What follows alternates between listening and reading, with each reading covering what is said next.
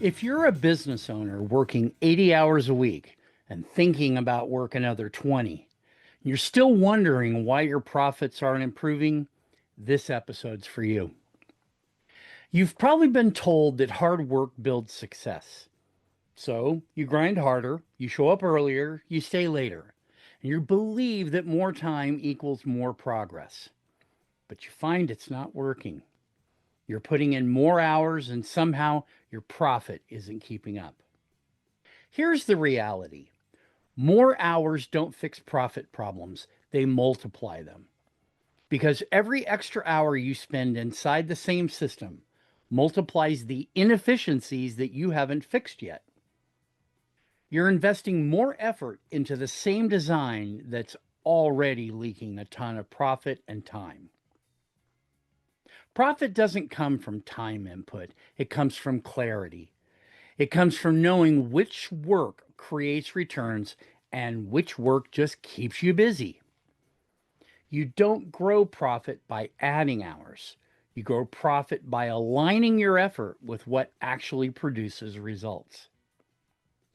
And if you keep trading time for progress, here's what happens. You feel productive, but not profitable. Your revenue may rise, but your margins will keep shrinking.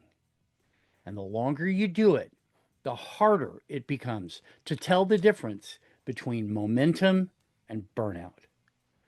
Because time doesn't scale, and eventually you'll run out of both. If that sounds like where you are right now, I opened another focus strategy session spot this week.